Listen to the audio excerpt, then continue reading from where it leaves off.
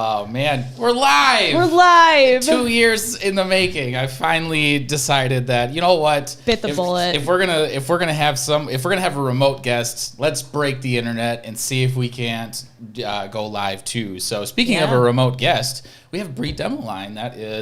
She's over to my right. Caroline's left. But so you guys kind of see us looking around all over the place today. But for those that are unaware, Bree is a student at Michigan State, and I'll let her introduce herself here in a little bit. We actually have people that are watching currently too, which is super stressful for me because I've never done this before. Hello, people of the internet. What are you doing? Exactly. But yeah, just real quick housekeeping notes, since we are doing this and I would love to see this kind of grow, is subscribe, because you get notifications when we do this again, and this is going to start to be a thing a little bit more. So if you are so inclined, hit that subscribe button, hit the notification button, all that sort of stuff. But with that, I would like to wield the floor to Bree to introduce herself, to, kind of where you came from, where you are, and what you do now, and what you're looking to do, and kind of why it is that we decided to have you on here for a PAWCast. Awesome, thank you. I'm super stoked to be the first live guest going in here. Like you said, I'm Bree. I'm from Michigan State University. I'm a second-year veterinary student currently.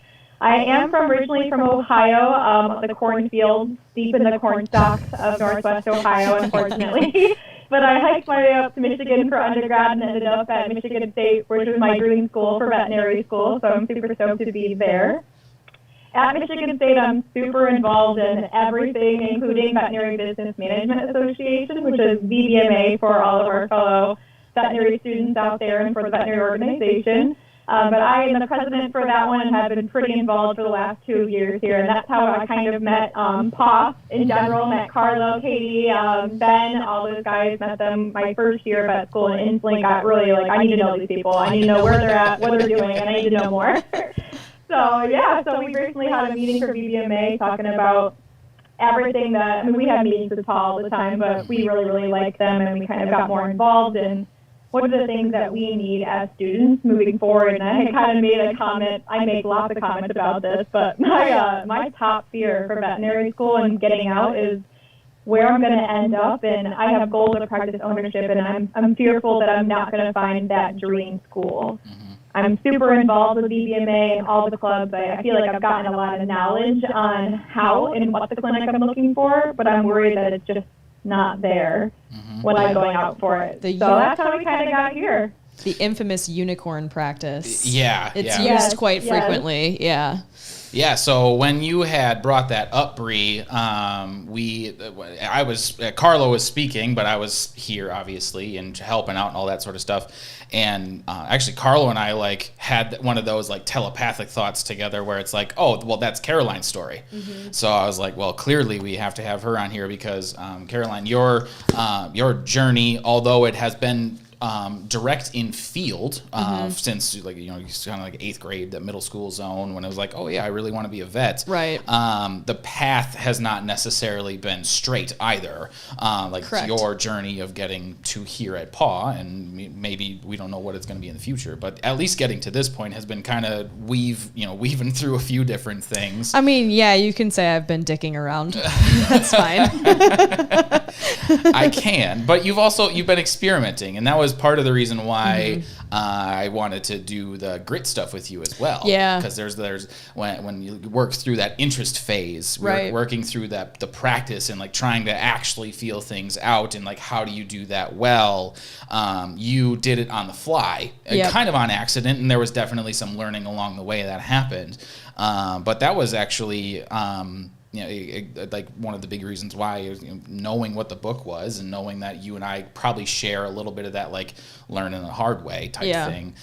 When the question was posed, will I ever actually find the dream practice that I either want to work at or potentially own? I was like, Carol's got to be on here. Oof. That was my first response, was oof. Yeah, that's a lot. So I guess to start, because not everybody that listens to the podcast, that sort of stuff, is familiar with your story. Yeah. Like, take us through kind of that, like, I graduated vet school. Yep. Because I think everyone, at least in terms of this question, is going to get to that point, right? Right. So how was your journey from that graduation day to the point of kind of getting here, so we have a summary of what we're working with? Yeah. I tried, like, even going into vet school, I tried to have kind of a diverse experience list because it makes you a better candidate, kind of, they say, to have multiple areas of experience and that kind of thing. And I had done my undergrad degree was in animal science. So I had an interest in animal agriculture, and I had gone into vet school with the thought that I most likely was going to do something with large animals.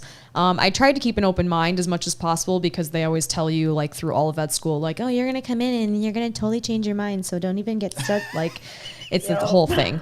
I actually did not change my mind that much as initially. Maybe I'm just a slow learner because I did get there eventually. Hence, here we are.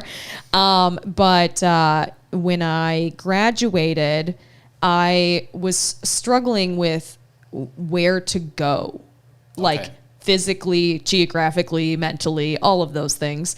I ended up, so they tell you to kind of use your fourth year as an opportunity to explore that and, like, do externships in places where you potentially would want to take jobs or live or whatever, and just explore the industry and the area a little bit more. So it's hard to do. Like, first of all, that's a big ask when you're trying to also, like, do all your externships and, like, study for boards and pass boards and do all that crap. So yeah, thanks, vet school. But that I did try to kind of do that to an extent. And I was thinking I wanted to stay in the Midwest, and then I went to a Midwestern mixed animal practice, actually here in Wisconsin, and was like appalled. Oh, okay. Appalled. And because it was like the polar opposite of, like, the ivory tower of vet school. I was like, what is this real life BS? And my professor at vet school, or, like, my mentor in the dairy science program, Dr. Gordon, I had, like, sat down with him and I was like, hey, this is my thoughts coming off of this externship. Like, what do I do? What do I, like, am I, freaking out or whatever? And he was like, I think with where you are mentally and kind of what your aspirations are career-wise, I think going to a Western large dairy practice is going to be more your cup of tea. And so that was actually the first job that I took, was out in California, working on, like, 5,000 to 10,000 cow dairies, doing a lot of milk quality work. And I actually loved the job. Like, what I did was very cool. And I kind of ended up leaving that job and coming back to the Midwest more for personal reasons. And just, like, I didn't have much family and friends and things out there, and it was a very isolating job. And it wasn't a good fit for me.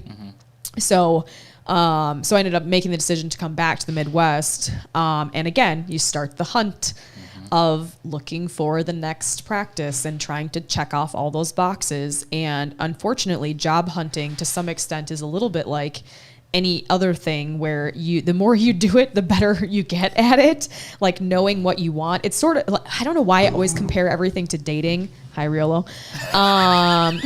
As he just entered the room. I kind of compared job hunting to dating, because, like, the more people that you date, the more you get an idea of, like, what you're looking for, what you don't like, who you are as a person. You learn a lot about yourself.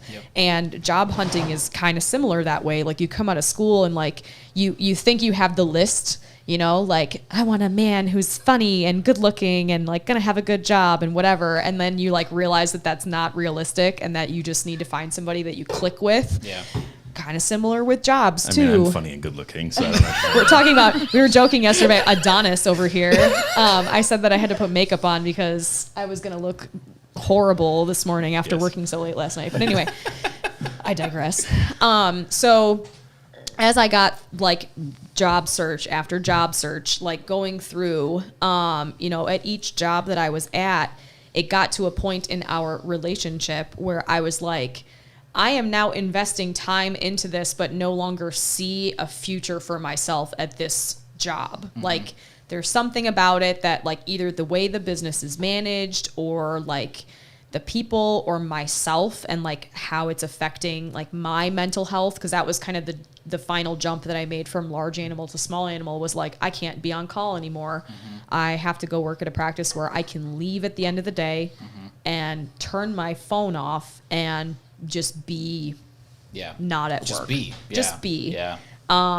And so, like I said, each job search, you know, kind of narrowing down what you want. But I think the hardest thing for me was letting go of the fact that, like, I don't know, people will probably argue with me about this, but I don't think there is a unicorn practice. I don't think it exists. Okay. Well, yeah. Listen. So that was... You can't just show up and expect everything to be perfect. It is a two-way street. Well, you have to. Right. It's the question is, and this is actually going to lead into what I was hoping to ask Bree. Okay. Is what actually defines what it is that's important to your workplace, because no workplace is going to have everything perfect all the time. You're absolutely right. Nothing's going to be absolute. Don't even start, Carlo. We're always working on something. Listen, right? Linda. It's always a process. But I think for us, the thing that puts you into the mindset of, no, this is actually really good, is we're always working on it. There's not a hesitation to or a limitation on wanting to solve the problem. We know what the problem is and we want to solve it rather than just avoiding it or it's the desire. Exactly. Go back to Bree. Yeah. So Bree, that does lead me to that question of, you know, you're ending your second year, I believe, of vet school, and then now getting near clinical is going to be actually here in person here shortly as well. As it stands right now, what is important to you in terms of variables in looking at a potential employer, or I know that you have aspirations of purchasing a practice as well. How are you defining that currently?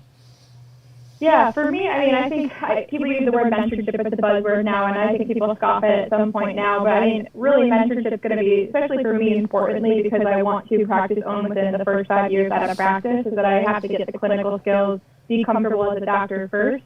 So me, one of the biggest things that I'm looking for in a practice is the mentorship, and it doesn't just mean, hi, I'm your mentor, I'm going to see you once or twice. It means actual hands-on, being with me, teaching me how to do things, and it kind of goes with having a good connection with that mentor too, which you might be asking a lot for. It just depends on where you go.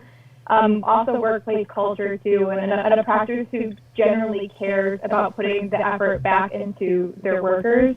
I've been at a lot of clinics, unfortunately, that have been good and bad, but at a practice that wants to invest back in their technical staff and the support staff and the CSRs, like everyone as a whole working as a team for one main goal, and that is to improve and keep building the practice for the main purpose of working for the patients that we serve.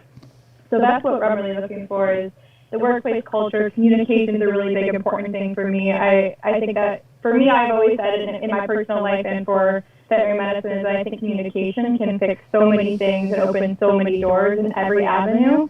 So, I mean, if you just talk and are able to talk and think about it, you can fix a lot of things in a practice one way or another. So yeah, I mean, speaking from clinical experience, I mean, that's actually where a lot of complaints come from, is just that it's miscommunication. Yep. So it's, no, absolutely. Yeah. I was actually going to say, how, knowing that that's what you're looking for, how are you defining those metrics out? Like, is it gut feeling? Do you have specific things that you're looking for within, evaluating those types of variables, anything like that? A little bit, yeah. So I recently just left a practice, actually, that I had been at for a couple of months now.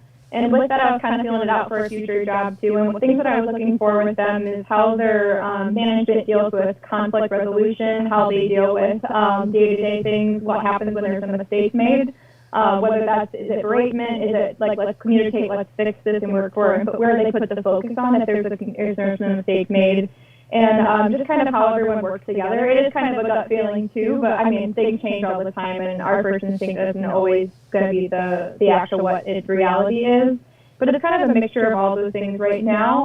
Obviously, I'm going to get better at that the more practice that I go to, and like Caroline said, just going to different practices and feeling it out, like dating. Yeah. But right now for me, it's just feeling it out with the gut feeling and also watching and just paying attention to how the team members interact with one another, what happens when there's a mistake made, and how management works with them. Okay.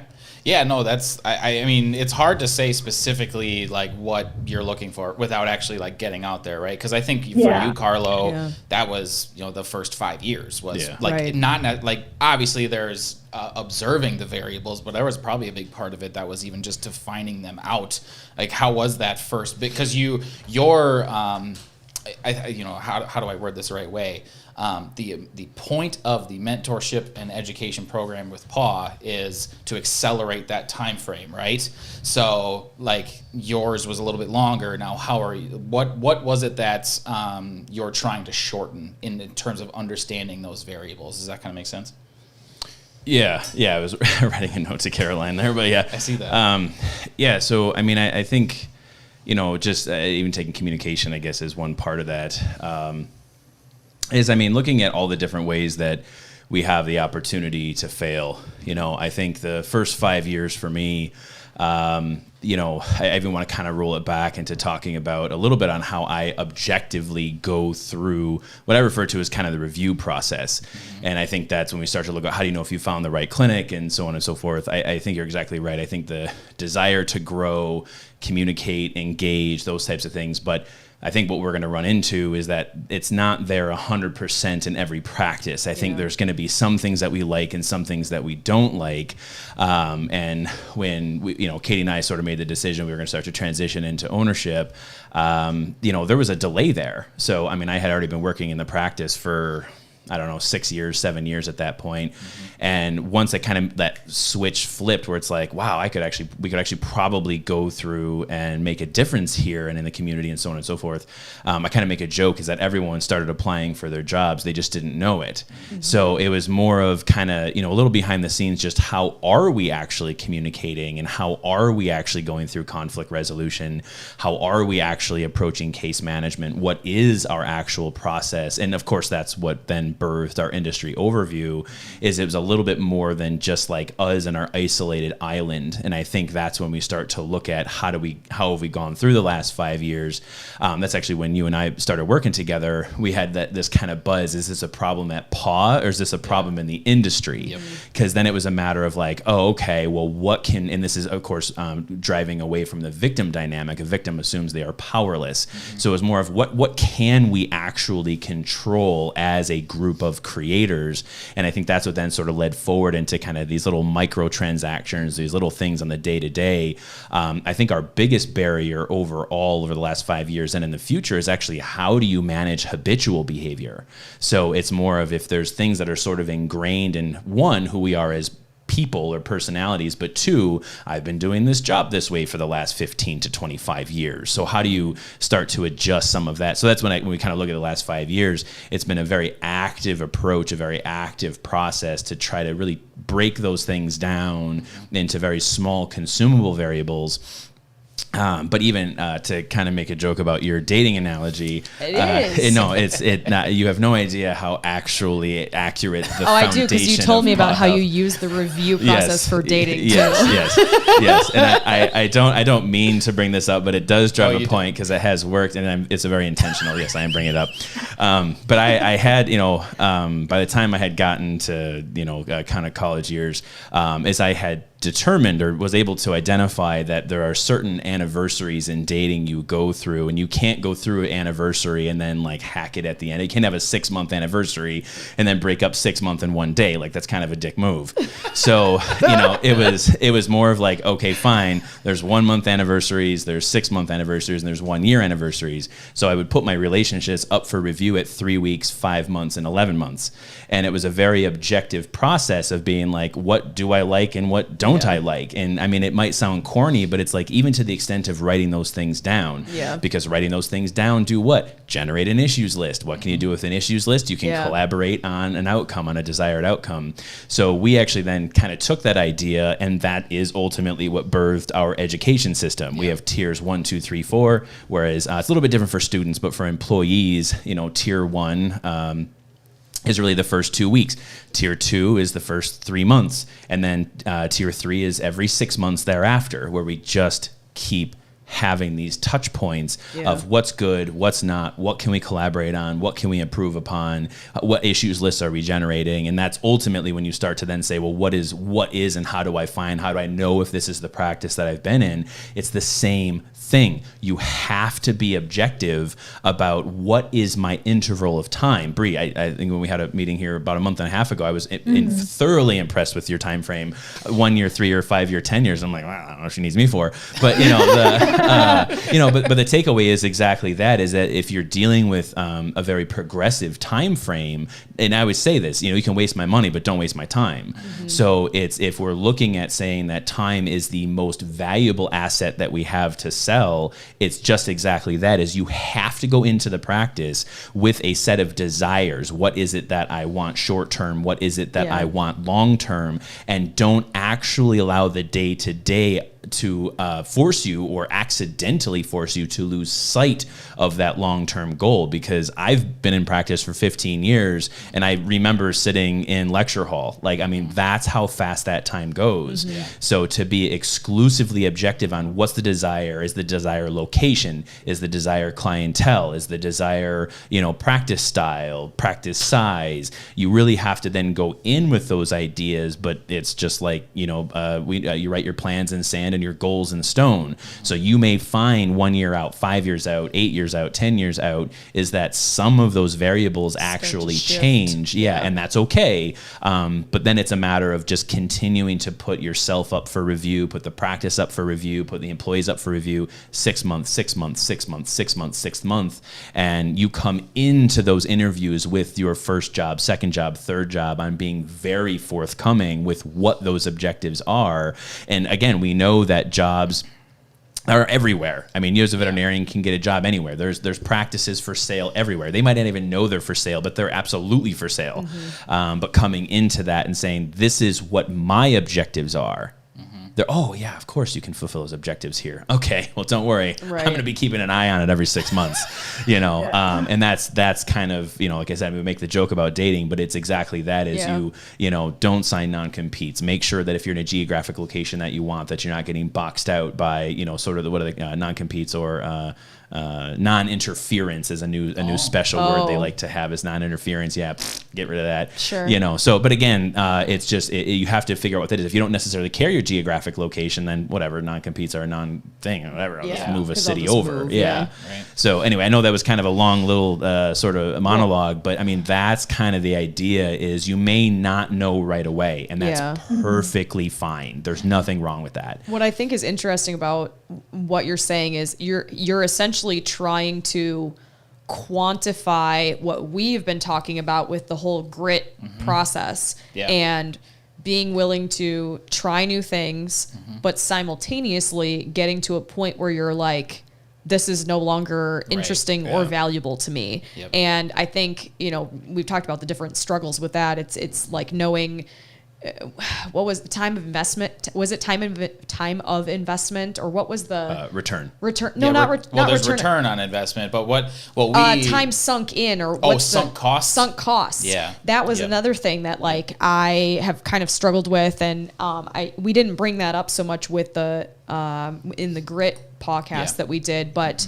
That's an interesting concept too, because I think a lot of people get hung up on sunk costs. And I put so much effort and time into this practice, and they get hung up on the dream, and you do have to get to a point of kind of like strictly evaluating and trying to quantify as much as possible. And that's honestly what I had to do with my last practice that I was at, because I had gotten so close. Like, they were so close to what my dream practice could have been. And it came down to that I had to be realistic about, that pros and cons list and what was going to be ideal for my situation and moving forward, and what would help me grow as an individual. And that's an important variable, though, is that like your pros cons list, it doesn't have to exclusively be professional. That's one of the big takeaways here, is that it's okay when you're doing this assessment of your employer to potential future practice, it's both sides. You have to look at what's the impact on my personal life, what's the impact on my professional life. Because we had actually, when we were in the break room, we were talking about just being on edge, being on call. Yeah. You know, where it's just like I am a completely different human being when I'm on call versus not. It's like, well, that needs to be a variable that's discussed. It's not just like, oh, on call. It's like, no, this is substantially impacting. Right. You know, so it's okay. And I just want to interject that way. It's okay to have both. Yeah. You know, for those individuals who wish to start families or not, you know, to have spouses or not, you know, to what is my spouse's field of a career field, you know, is that going to be realistic for a location? And that's actually something that actually I try to have and give a little bit of merit to, is I feel that with the veterinary professional as a whole, and I don't know if this is gender specific or not, but I feel like the veterinary professional as a whole, we are willing to take the back seat on our professional career for our significant others. And that's one where it's like, well, I read forums and such. Well, these are the only jobs I have because my husband's job is here. And it's like, you mean to tell me they can't get a job 5 states away? You know, so we just need to really stand up for ourselves in our lives as veterinary professionals and know that it's okay to sort of dig the heels on ourselves. That's just as important. That was a lot of stuff. Yeah. We have Bree. So I have stuff that I would want to ask, but Bree, I'll give you the floor to kind of ask whatever questions that you have, because this is kind of your time. Yeah.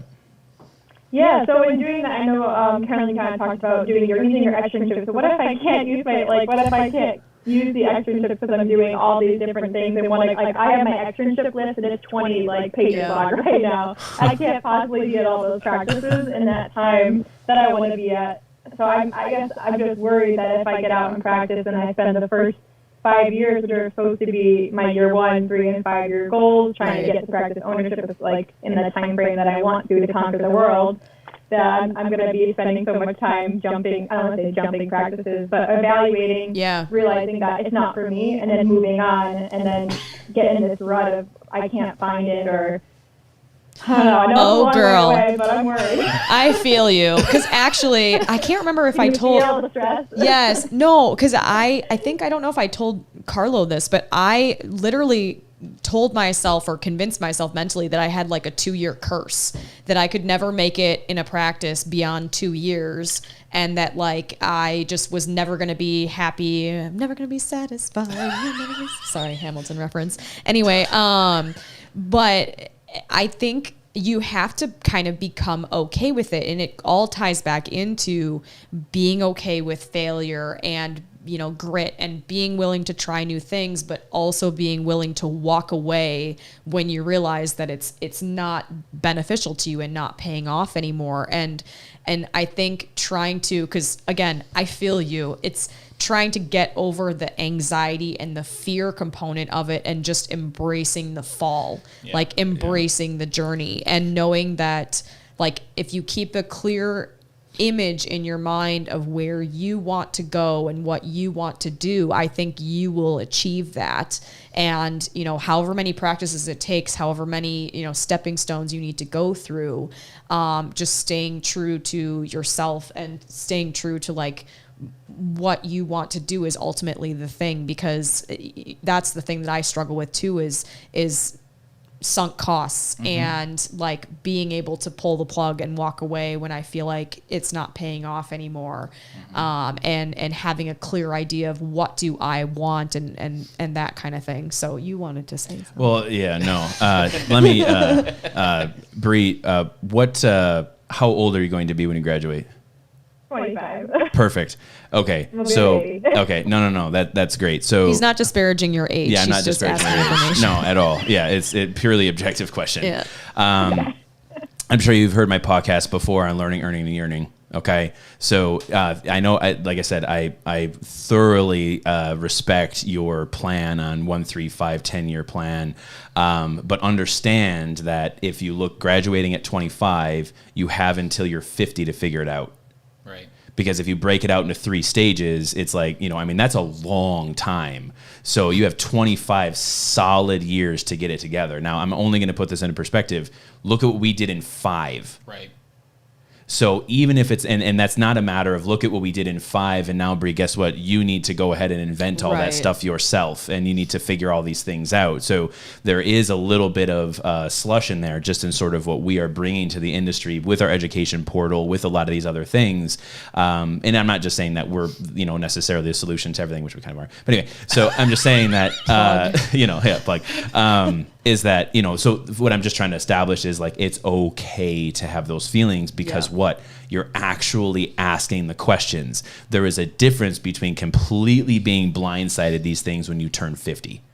Yeah. So it's the fact that you have it right out in front of you, and that is essentially a goal. It's like, all right, well, yeah, this is what I want to do, but it's being okay with failure, and it's really not even necessarily a failure because failure dictates that you enter into victimhood.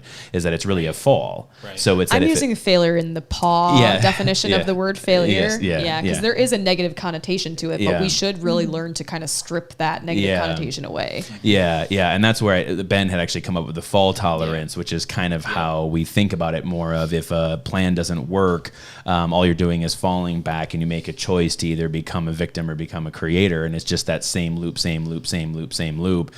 going on like the 3-month or 6-month anniversary and just 6 months. It forces you to then undergo what we call, or what Ben calls the war of attrition, where it's like, it's okay. I don't care if you use the word jump practice, jump 30 practices, who cares? Because again, it's a matter of like, okay, 6 months. Is this really what I want? Is this what's happening? Is this okay? What's the barriers? What's the failures? Is it me? Is it them? Is it the industry? Is it the location? So it's, you just start to continue to ask those questions. I would say, just to jump off of some of the grit stuff, that's before we get too far off of this, is what you're saying is be as proactive as possible. Absolutely. That's the whole point of the plan. Yeah. The whole point. It's the time frame element doesn't dictate the variables that are important, but it mandates that you're proactive on that review process. Absolutely. And I think what I want to get at is with grit, it's interest, practice, purpose, and hope. What I think happens to a lot of people is they forget to be deliberate about the practice part. We're all interested. We're all like, right? Especially if we survive vet school, clearly we're interested.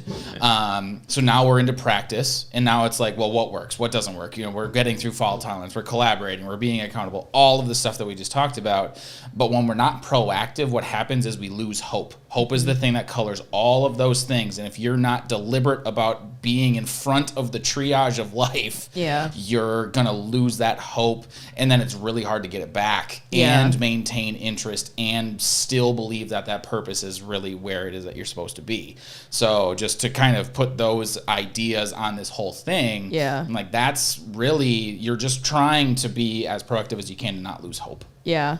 And there were 2 points I wanted to make. And one was about the disparagement in our industry of jumping practices. And then the other one, I'm trying to remember now. But basically, I did want to address, because you will run into that. Like, you will have... It seems to be, and I don't want to stereotype, but it tends to be older practitioners who've been at the same practice for longer periods of time. But there is a certain disparagement of young veterinarians for, constantly jumping practices and like, the new grads, like they never stay, they're here for a year and then they leave. And so I think moving beyond that and realizing that basically, like, it doesn't matter what they think, because there are going to be people who say that about you, and focusing on, like, again, what's best for you and, best for, I guess to some extent the industry, and cutting the dead fat when, you get to that part, and being able to cut ties and walk away, is really important. And I'm going to try to remember what the think about that. The disparagement is never from the perspective of creators. Right. Just so we're all aware. Yeah. Is that, we have to look at the industry as a whole. And if you are going into maybe an aged or more traditional practice, it's, I kind of make the joke, it's like on Ghostbusters when they slam the thing, we got one. It's like, that's the idea when it comes to new graduates. It's like, oh, we finally got one. Well, there's so much, like you said, hope. Hope has been restored to these aging practitioners, where it's like, well, this is going to be the person that buys the practice. And, how many new graduates have they had for a year? and now they're starting to lose hope because they're like, who am I going to sell this to? Yeah. And then that's, our stat, 390 of the 450 practices we surveyed in Wisconsin are willing to sell. And it's like, that is kind of what's on their mind constantly and repeatedly. So every time they lose one, they start to enter more and more and more into victimhood. But then that's just for me being a creator and being like, well, what are you actually selling? How are you growth? Yeah. What is your communication? What's, like Bree had said, what's conflict resolution? What are sort of these things? But again, the disparagement, and that's why like I said, I don't care what people think. It's because creators will never disparage you. Yeah, I just want to address that because it's easy to bypass it, but as a new grad, that is something that you will face, and it is something that people will say about you, and I think you just have to accept it and realize that it's not. Yeah, exactly. Mm-hmm. So. Yeah, I've definitely already heard it. Like working in the field for the last 3 years, I've heard it already too. Like, oh, new grads don't want to work, or they want to work 40 hours, and they want their weekends off and things like that. And it's like, is that so bad? I don't know. I don't know. Is it okay to want work-life balance? I don't know. I guess the whole time crunch to me is really hard because I want to change the world. I want to practice own as soon as possible and be that practice that people want to work at, that's all working together and changing the industry that continue to work forward, all the things that I haven't seen in my current work practice, on all the things that I learn every step of the way, to combine it and be that practice for people. So I want to do that as soon as possible, but I know I have to pay my dues where they are the first 2 years. Okay. Trigger. 3 triggers right there. Immediately. Yes. Well, what I was going to say is so you can address the pay my dues thing. I'll let you cool off for a second. But but what I was going to say is that despite the experiences that I've had with previous practices, and some of them not great, really badly ended relationships with previous practices and that kind of thing, I do not have a single regret about any practice that I have worked at, any experience that I've had, any people that I've met along the way, because all of those interactions and experience and everything have brought me to where I am today. And it's hard because you do have to kind of come to terms with all of that, but and it's scary. I think that's the hardest part, is just addressing the anxiety and the scare factor of it. But like I said, as much as you can, embrace that fall, because there is no biological clock. It's all in your head. And so, trying to overcome that fear and realize that each of those experiences are going to help you build and grow as a person. And you'll take those on to the next practices when you ultimately do find what works best for you, whether it be a unicorn practice or whatever you can find that's the next best thing. Because I don't think they exist. I can't let the pay your dues thing go. I know. Because actually, I think that we recently talked about it, or maybe it was during... it was the tech one. Was it the tech one? Yeah, it was the... it was... Actually, I don't think it was. Either way, it was you make it through vet school, you make it through technician school, nursing program, whatever. Yeah. Dues are paid. Yes. You're done. Yeah. Now, we said it twice. We definitely said it the VBMA thing and the tech one as well. But yes. So I'm going to clarify here. Yeah. 3 triggers right away. Demoline's like, no, you guys are talking. No. Okay, go ahead. Sorry. I guess for me, pay is that more of when I become a practice owner, I have to at least know what I'm doing as a doctor a little bit and be more confident as a doctor. I don't know if that makes it work. Confidence and that's better. Yes, that's better. Okay, that is what I meant by pay my dues. Yes, yeah, that is better. But I will actually, I'll only take that. Of course, it may have been our misunderstanding, but I will take that just one step on what Ben was saying, just because I know there's other people that are sort of watching this, because they may actually think about paid dues as the way that we all got triggered by. But the payment of one's dues, is you're exactly right, is as soon as we come out of veterinary school, and as far as I'm concerned, as soon as you get into veterinary school or veterinary nursing school, you've already made it. Mm-hmm. So as far as I'm concerned, that you are never, ever at a disadvantage within this industry, that you have to prove your worth the worth has been proven. You have made it through a professional curriculum. And I think that's why we're so adamant about individual empowerment and sort of individuality, because that is actually what carries us through the remainder of our professional careers, who we are as people. And one of my concerns with paying one's dues is it's like, well, there's some type of arbitrary set of experiences that all of us have to undergo before we are worthy.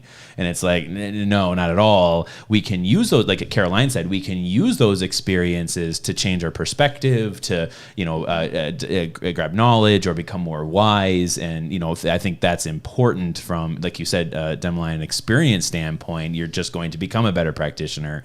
There's just some things you're going to be naive about. There's just things we learn along the way.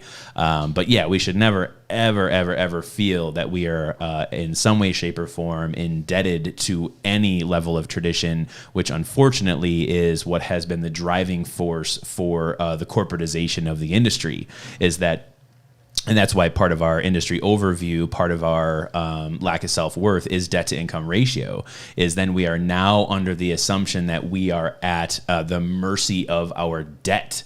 So it's like, oh, well, that becomes really flashy when it's like, hey, let's go work at this corporate environment because they have this incentive, or they have, this other item because it's going to be really flashy. But again, what are we selling? Are we losing hope?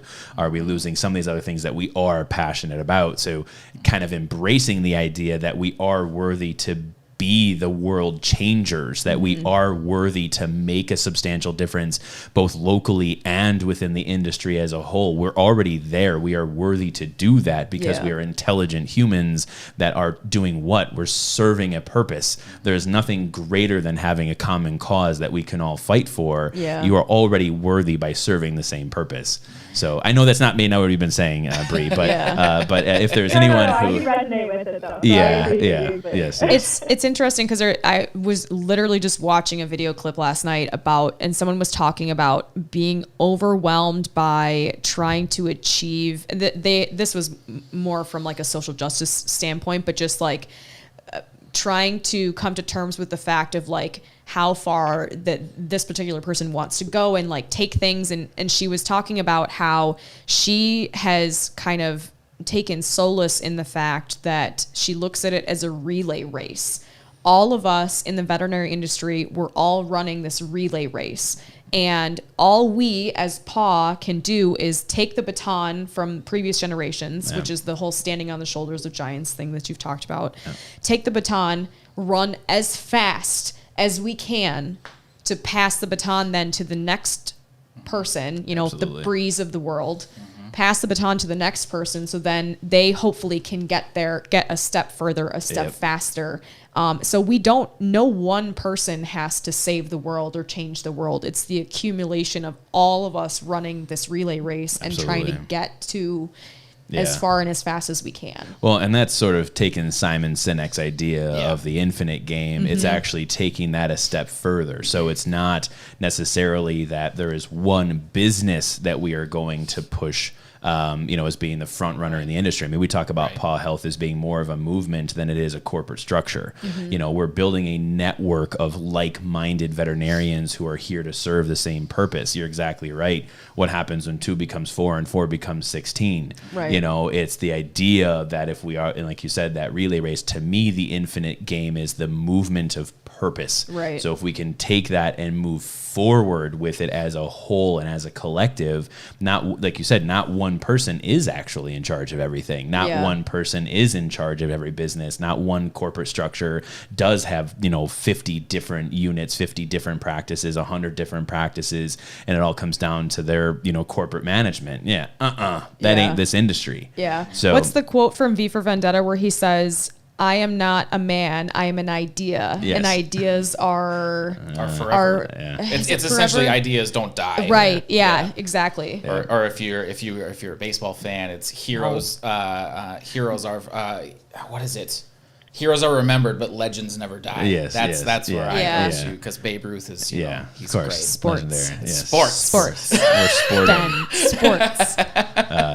But yeah, so that you're exactly right. And again, I know Bree certainly, we can take it from there, but but yes, it's the idea that we're moving. It's that, look, hey, ran as hard as we possibly could in 5 years, and it shows. Yeah. You know, it every single day is a struggle. I ain't gonna lie. There are constant conflicts, constant issues in that regard. But to show what we have done, to be like, you take one part of this and you're gonna be successful. You take 3 parts of this, you're gonna be wildly successful. Yeah. I think one of the big things for you in continuing as, you know, if the vocal leader essentially, or a visionary of PAW, has been actually, when you and I first met and started working together, it was, all right, major, huge, massive dreams. I think, Bree, you're kind of in that same light where it's like, I want to absolutely change the world, and I don't want that to ever go away. And I think one of the biggest things for you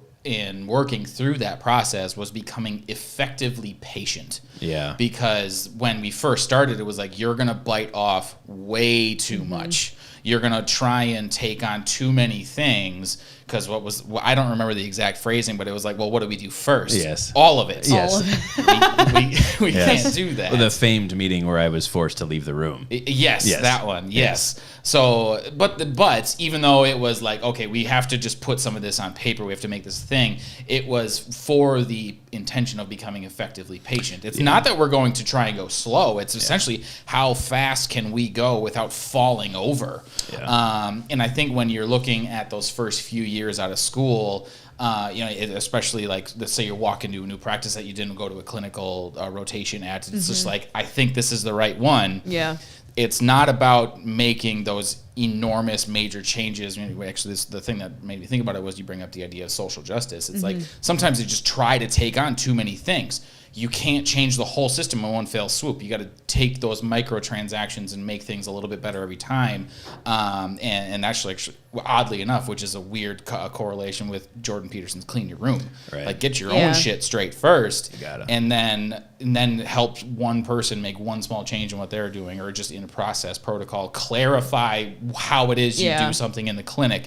And then go from there, little steps. And then also during that time, you have your consistent evaluation process of, is this the right place? Because now you're testing how it is that they're communicating, how they're collaborating, how they're receiving these new ideas, that sort of stuff. But you're being deliberate about it in a way where it's not just gonna be like, well, we've done it this way every time for the last 30 years, and it's this major process. And sometimes if you bite off more than you can chew, there's more of a reaction to do that. So just try to be a little bit strategic about the first few things that you want to really adjust.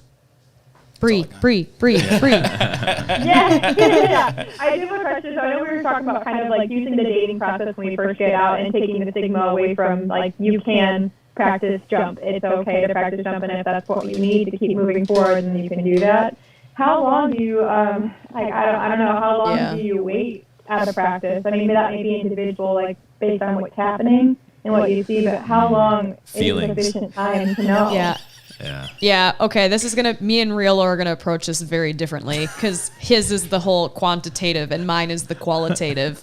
And like, I think you do get to qualitative. I think you do get to a point where you start to see diminishing returns. Like, you're not getting as much out of the practice as you're putting into it. And like me and Ben have talked about, I struggle with getting to the point of being okay with walking away from that situation. I have to, like, emotionally, mentally prepare myself to cut ties and do the Irish goodbye.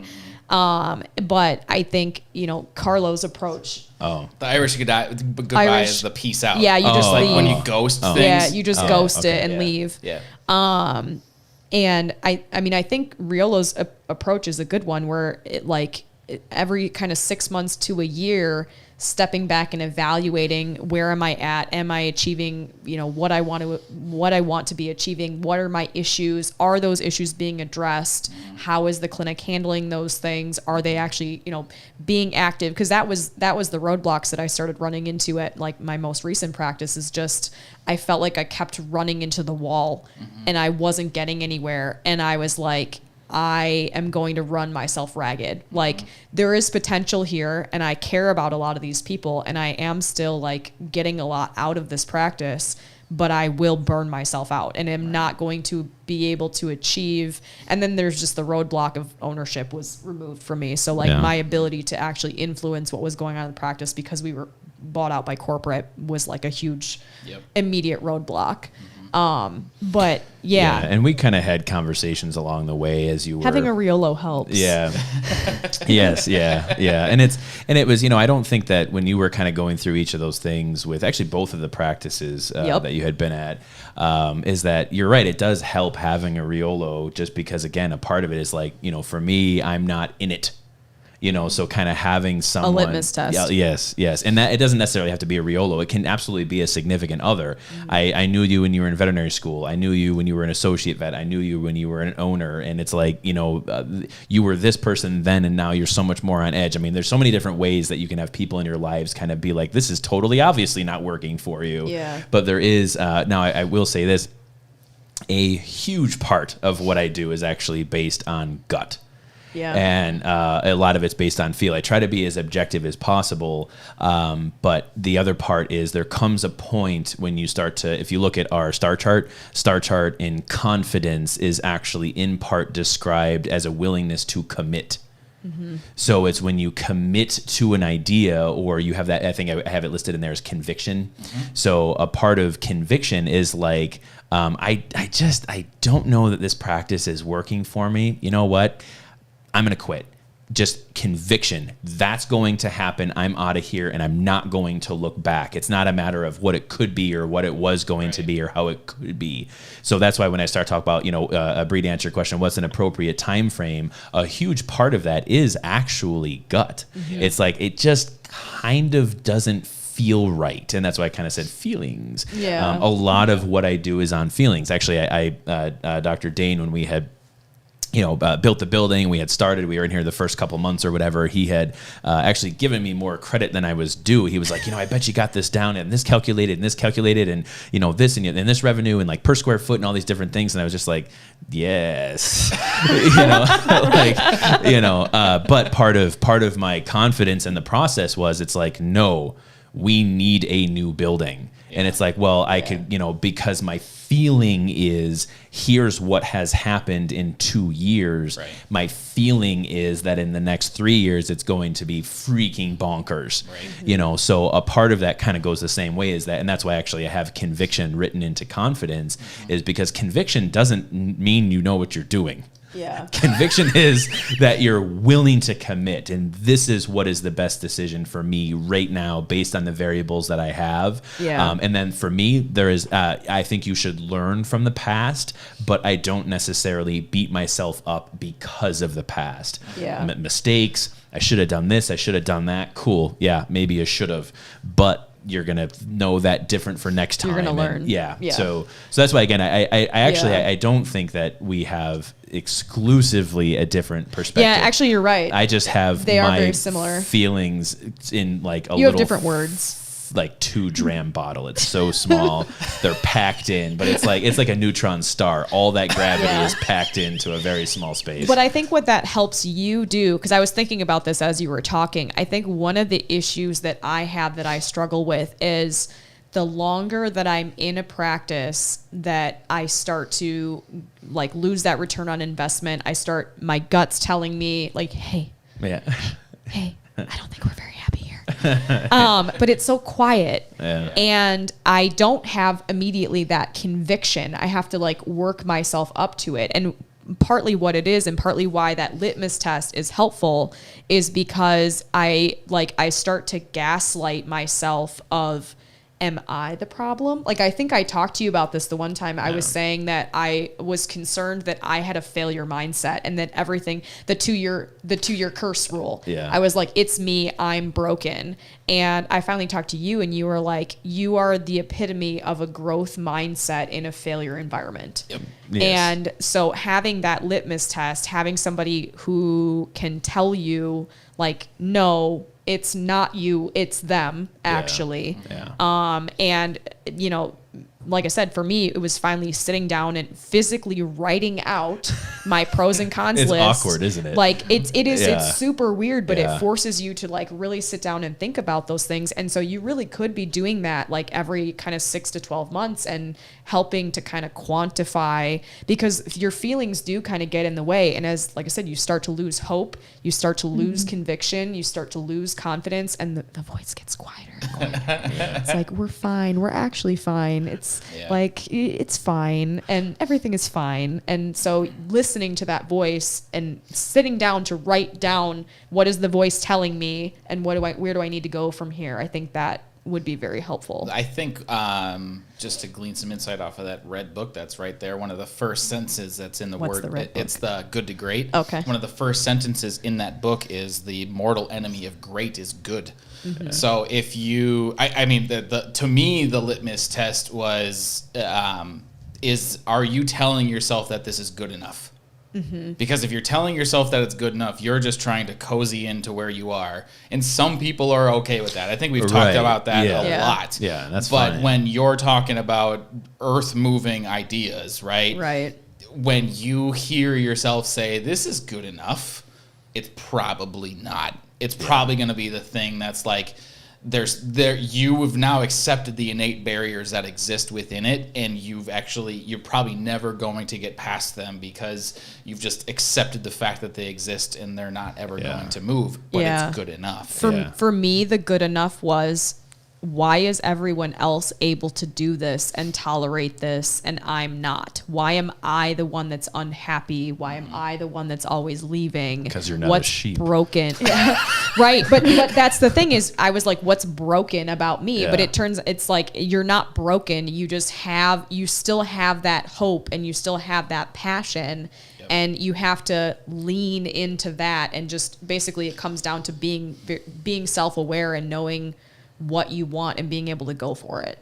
So yeah, it's actually, I just literally went through all of that, exactly what you said, Caroline. I just left to practice actually for the first time in my life on the note that I am no longer happy, and I went through all of that telling myself, well, maybe it's me. Like maybe it's me, and then making up like scapegoating and putting like, maybe it's because this, or maybe I can just hang on a little bit longer and it'll get better. It'll just keep getting better, and then it just doesn't. So I know that's something I want to like keep in my mind too when I move forward, especially if I'm going to be evaluating a practice every step of the way, saying, are you lying to yourself about this? Right. Are you actually taking on?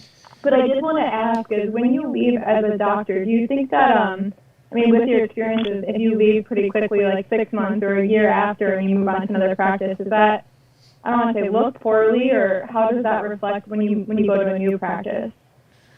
I've had some practices be reluctant about hiring. I mean, obviously not him. He's the one who you walk in and he's like, if you're not happy, leave. But I'm not wrong. But I mean, I have had that, like my last clinic that I worked at, they were reluctant to hire me because I didn't have any geographical ties to the area. And they were like, yeah, exactly. It is a flight risk. And I don't know that there's anything that you can do about those things except be aware of them and be upfront about it. I mean, really, because if they don't want to hire you because they're worried you're a flight risk, then that's kind of they're afraid of you flying. That's a red flag. Right. Yeah. Why would I ever leave? Right. Exactly. Yeah. Like they want to pull the wool over your eyes and be like, how else can we trap you here? Right. So Traditionally, Bree, yes, you are right in that if you're looking at it from like especially from a large organization, HR organizations, and actually now there's software that exists. It's pretty much become standard protocol for businesses that are above 500 people, which is kind of sad. They will actually screen out resumes that have people that are flight risk. So if you ever fill out a digital resume, even though they have you send in your PDF copy, they're like, oh, actually transcribe all of that into this template form that we made. That's so that they can just weed out the shit that they don't want. And most of the time it's, oh, you've only been at your last job for 2 years, and that last one you were at for 9 months, and the one before that was 3 years, and blah, blah, blah, blah, blah. Well, that's because they're never actually going to look at your resume, which is a major problem of corporatization. Yes, absolutely. So in considering the way that at least I understand your path and kind of what you're hoping to do, who gives a shit? That's I don't think that's where you're headed. If you're of the mindset of wanting to own a practice and you apply to be an associate vet at a traditional model, small animal practice, whatever, number one, they're probably going to be really appreciative of the help right away. Yeah. And then you walk into that interview and say, here's my plan, and you have it written down, and these are the steps that I need to have done and completed and in writing by end of year 1, end of year 3, end of year 5, and by this time I want to own half this practice. Then who gives a shit? They if should corporate embrace throws that. Right. 100% of the practice, but anyway. So I just as an example. But yes. But no. So, and actually, to kind of nitpick what Ben said, at least slightly, when quote unquote, when you apply for the job, it's always my perspective. When you are interviewing them for the job, that's, for me, it and again, and I'm just nitpicking what you're saying, but no, it's important though, because you have to walk into that room with that mindset. Like, yes, there is a quote unquote application process, but once you're in that room, now you're interviewing them. Absolutely. And actually, truthfully, Bree, I mean, that's one of the main reasons why we're pushing so hard into the house system, is because I want veterinary professionals, both nurses and DVM students, to be hearing this talk path from the first day they get into veterinary school, so that we come out of professional school understanding that we are a significant asset to the practice. I want people to go into interviews to be able to identify if they are going into a growth environment or a failure environment. That should just be second nature. And that's where, Caroline kind of made the joke, it's good to have a Riolo. That's what I think I have become very fast at identifying, is like, oh, well, it's a failure environment. So, to answer your question, rather than kind of being lofty about it, is that individuals who are creators will never care how many jobs you have. Creators are going to hear your message, they're going to hear your purpose, and they're going to see what hope you are bringing. That's what creators identify. Have 30 jobs, who gives a shit? But you find that one, they're just like, you know what? We're actually looking for people who want to change the industry, who want to have this, who want to have that. It's like, so I just had to interview the last 30 ones to find you. That's where people of growth mindset, it simply doesn't matter. And I've even thrown wild ideas out there to, veterinary students over the years. It's like, how about you just have 4 jobs your first year out? Like, that's where I was going to ask. Right? Like, I mean, what's wrong with just, because there's, I'll tell you what, these old guys need a day off. So there is significant merit in, sure, open up your own LLC, grab your own liability insurance, and just work the relief circuit for 2 years. I mean, that is going to be an active process where you're going to say, all right, here's the 20 practices in this geographic location. You guys looking for someone to work every Wednesday? And you can actually, rather than, now again, there's some variability in there, but I can tell you relief vets make more, it's like, it's not a bad way if you're willing to kind of jump on the uncertainty of working relief. And you'll get tired with it for a while, but I know a few vets here in the area who work relief and they love it. They love it. And they have with time. I mean, I've known them now for about 10 years, and they had, 30 practices, which broke down to 10 practices, and now they're pretty much just working at the 2 that they like. So that is another way that you can actually approach these veterinary clinics, to basically just do a huge survey. And it's kind of a non-commitment, but that's, anyway, it's a wild idea. But again, for me, looking at where I would be coming out for what I know now, if I were to come out of veterinary school now, it would be probably one of the strongest considerations I would have, rather than 24-hour medicine. 24-hour medicine is an adrenaline junkie job, but like it's, but the truth is, lean into the interview. Yeah. What I was going to say too is that the podcast that you did with Katie about mentorship, I think that's a very important component too, because I mean, basically what that whole podcast boils down to is communication. And being able to effectively communicate to your employers, this is what I want. What are you looking for? And then holding them accountable to those things.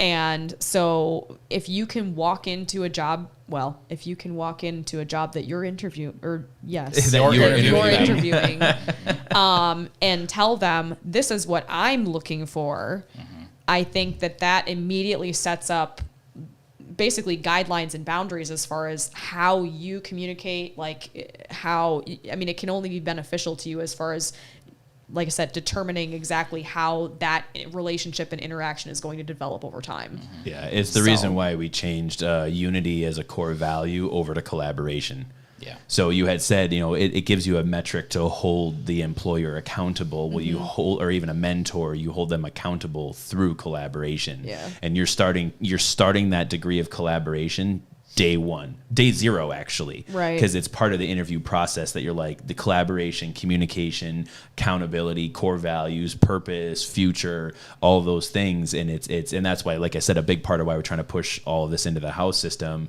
is the words, the way we talk, the way we think about ourselves, the way we think about the industry, the way we think about the hope we have to make a substantial difference locally. And like I said, 2 becomes 4, 4 becomes 16. Yeah. You're going to go into an interview talking that way, and they're going to be like, who is this person? Who the F is this guy? Yeah, it's the same It's joke. the same thing. It's every time I have Every anything. time. Yeah, they're like, who's this guy? Yeah, it's every time. But then it becomes you immediately lay it out on the table immediately, Yeah. and then they are measuring it up to what you lay out. Or they're terrified and they walk out of the room. Correct. And Either way, you win. Yeah, either way. Right. Yeah. So when we look for that first job, acknowledging that, Carolyn said, maybe not finding that unicorn practice the first job that I take after graduation. When do I, if I interview 10 practices and none of them are what exactly that I'm looking for or lacking in multiple areas, how do I decide? Or do I do 4 jobs all in that first year? How do I decide who's the winner? Who do I decide to go with, even if I'm not going to end up being there for more than a year? Well, you got 2 years to figure it out.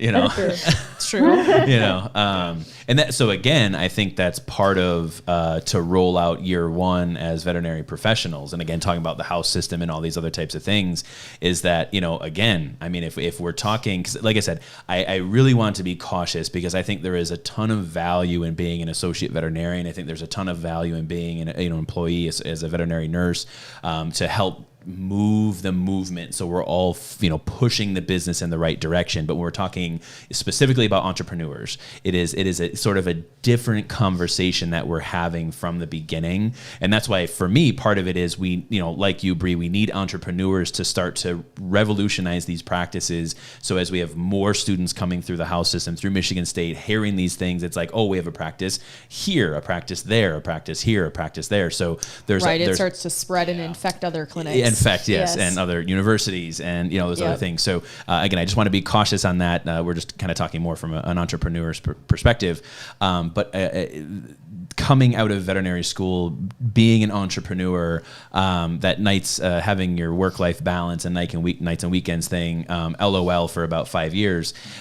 So why not start to play that game now? So veterinary school already tests you in a certain way, the didactic, and then the clinical work. And it's like, what happens if you can kind of tweak yourself just a little bit more?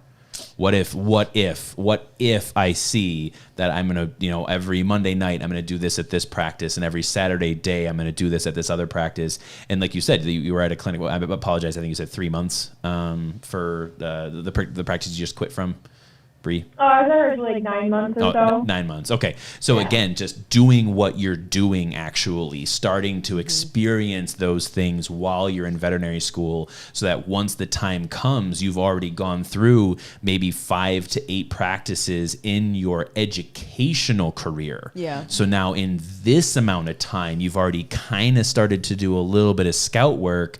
And then once you come out, it's not quite so foreign because again, we got PAWCast, education portal, talking to us crazy peoples. It's like all these things, you start to kind of learn the language and the people and identifying the failure environments, and you start to look at this a different way. So when you get out of school, it's not quite so foreign. Right. You're still going to have that perspective of fall or failure when you're like, fuck, I thought this was the right one, and I'm going to have to leave this job, but I thought I had all my stuff together, and I thought this was really going to be the one. Yeah, those things can just go with the wind.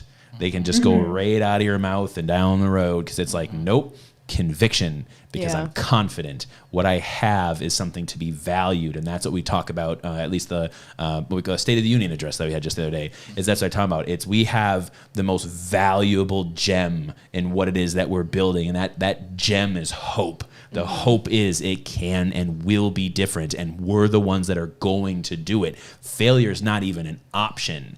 We are cherishing that which we have, and that's where sort of that conviction comes from. Don't be afraid coming out if it's the bad one the first year out. There's going to be so many things that are thrown at you, professional, personal, this and that, and parents and grandparents, and someone's sick, and I was going to go here, but I got to move home. There's all these things that are always going to get in your way. But use your time now. You got 2 years left. First year's got 4 years left. Start to just play with that a little bit now while you're in school, because it's a total easy thing to walk away from. Yeah. And I think even if you're trying to, because you kind of phrased it as trying to pick a decent apple out of a batch of like mediocre apples.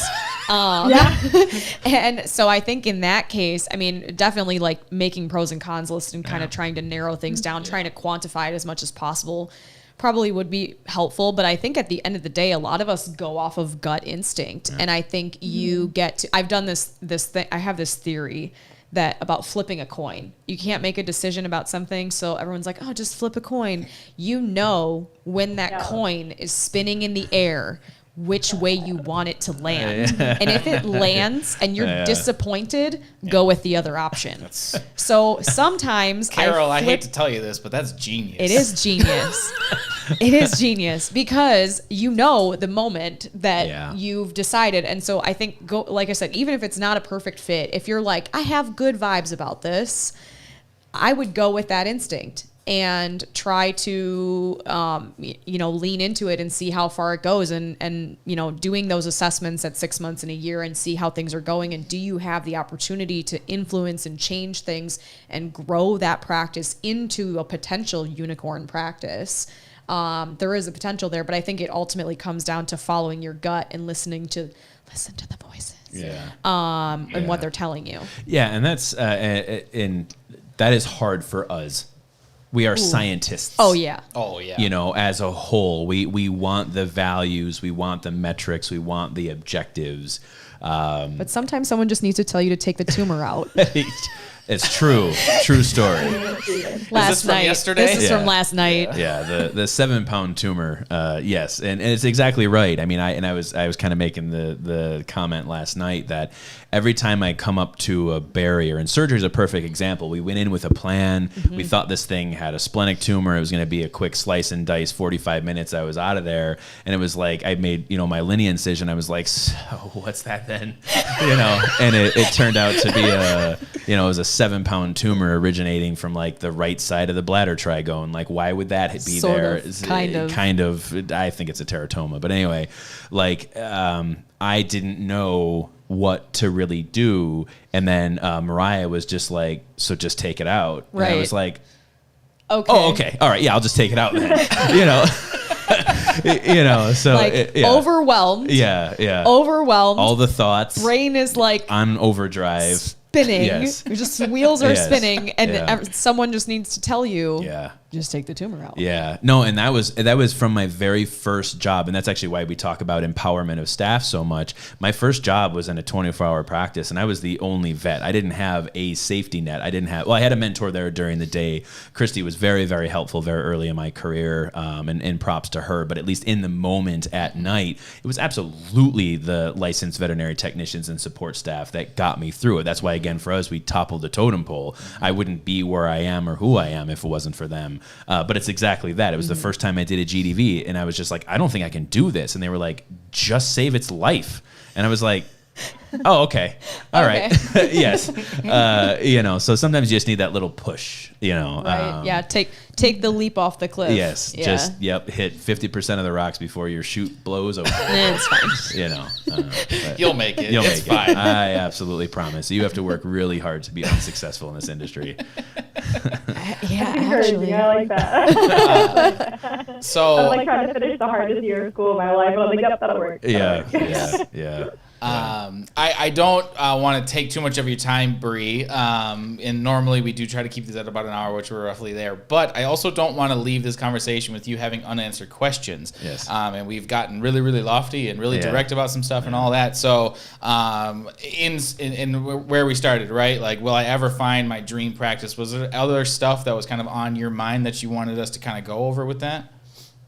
No, I think honestly, a big part of it was just changing that a little bit from my perspective. Is that traditional role is that when I find a practice that I go into when I graduate, I'm going to be there for 5 years and that's it, and I just have to stick it through. So a lot of my worry came from if I pick the wrong one, the next 5 years are going to change my entire and skew my goals, and I'm not going to make the things that I need to make. So I think just talking through that about it's okay, you can practice on if that's what you need to do to be able to move forward and make your goals happen. So I think just talking to that answered a lot of my questions, and even the longer answers to things help too, because you answered some of my questions in that, and that's super helpful too, because I made notes and everything too, because I think I do honestly from this have a better perspective about that, is that it's okay. If when I go out, I choose the best practice that I can, and if it doesn't work out, that's okay, because I'll still gain some very valuable information and put it into my tool belt for later down the road that I can help. And if I end up job hunting for 5 years before I decide to pick everything together and make my own practice, then so be it. That'll just have to be the journey. But I do feel a lot better about that than previously. So the fear is no longer that I won't find it. There's no such thing as backwards. That's true. I mean, it's true. Like, I have made some poor, in hindsight, decisions career-wise, and yet I have zero regrets. Right. There's no such thing as backwards. That's we talked about that before. You know, you talked about how, like, you go with your gut, but we're also scientists. It's previously on the podcast talked about, like, well, you have to be ready for the negative diagnostic, right?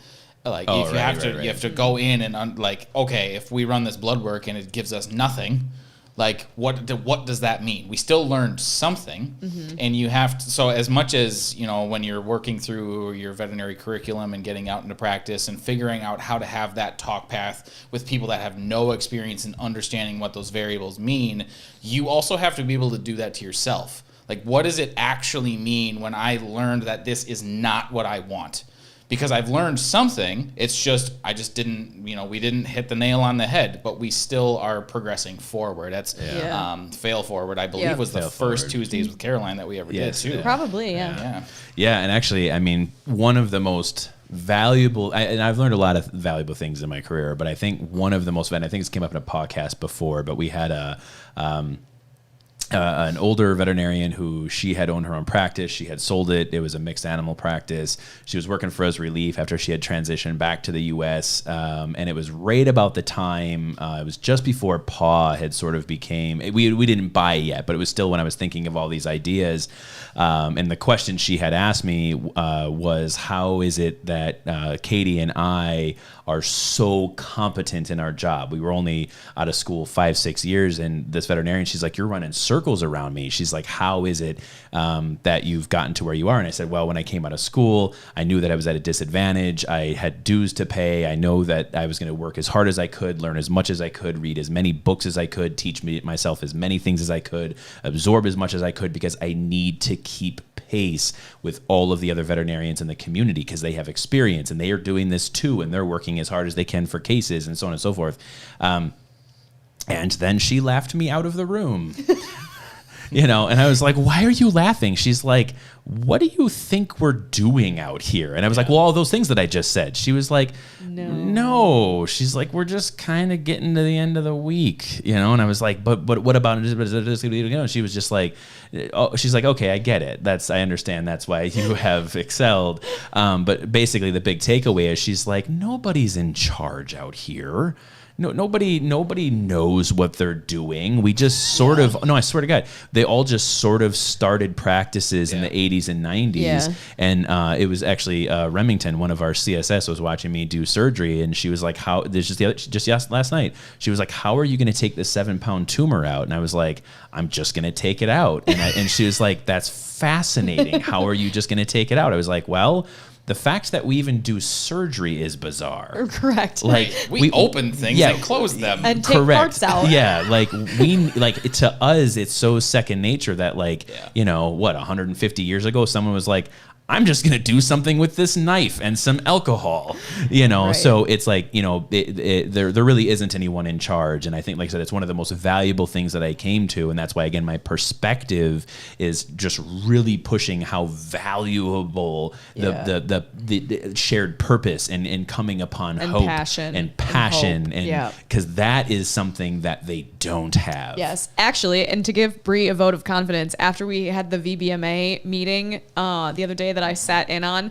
it's when I texted Riolo and I was like, this is giving me flashbacks to vet school when I did not care about any of this and I only ever wanted to be an associate and not have to do anything except my job or run a practice. And I was like, snooze fest. Yes, snooze fest. And Riola was dying laughing. I was like, that whole group of overachievers. Yeah. Like, because you're already like light years ahead of me in terms of caring about. I mean, I was looking for a practice that would suit me and give me mentorship and stuff like that. But you're already like light years ahead in terms of knowing that you want to own a practice and what culture and core values and like where you're going and striving. Like I was still like, I just want to be a good vet. Yeah. I just want to know how to do things. Yeah. So, and there's 100% merit in that. Yes. Like that's the but I'm more of an overachiever from the back of the class who was hungover and slept a lot. Like it's just there's a difference between being an overachiever and a visionary. Some of us are just late bloomers, okay? Right. Yeah, that's fine. That's fine. But no, I think just to build on that, and I know we're kind of wrapping up here pretty soon, but I mean really ultimately the takeaway is that we just need like-minded people pushing in the same direction. The leaders are in the back pushing the hardest. They're not in the front pulling everyone along. So we need to make sure that we have as many like-minded people around us as possible to make our jobs easier. And it's like I said before, is that, culture is the pill pocket to process, is that really getting everyone in the same mindset and start to understand, like, I agree. I value a 36-hour work week. I value when employees want to work a 36-hour work week, but also it's kind of like, you guys know that there's a lot more work and there's a lot more purpose and there's a lot more fulfillment. There's a lot more that we could be doing as an industry. And again, it just comes back to that immigrant mentality, the learning, earning, yearning. I'm so passionate about that earning phase of your life, just fucking owning it. And then that way, once you get up to the yearning part of your life, you don't have to have that be an earning phase when you're, Bree, plan on retiring at 50. That should be your goal. So for us to then say, all right, well, now you got another 25 years to, well, maybe not retire, but again, it's, you need to plan on retiring at 50 so you can die at 75. So it's enough to say, what can we do to maximize that opportunity? And that's something that I really wish that I can instill and sort of give to all of the people who are pushing in the same direction as us, employees and associates and everyone else. It's, can we just completely own this earning phase of our life? And then we actually have built something for our family, financial stability, whatever that is defined for you in your life. That's why, like I said, I value associate to as much as an owner, to whatever it is. We're all pushing in the same direction for purpose, for hope, for fulfillment. And we're all doing it, of course, through shared well-being. There it is. That was a lot of stuff, Bree. Yes. We did it. I hope that answered the question of, will I ever find my dream practice? Yes. It does, and honestly, I feel a lot better about it, and it is no longer my top tier. I have to find a new top tier now. There we go. All right, good. All right. We did a thing, guys. Yes. We did. Yes. We did. You just have to make a difference with one. Yes. And then Yes. it's two, and then 4, yes. and then Well, 16. I know I'm not infectious. the only one. Yes.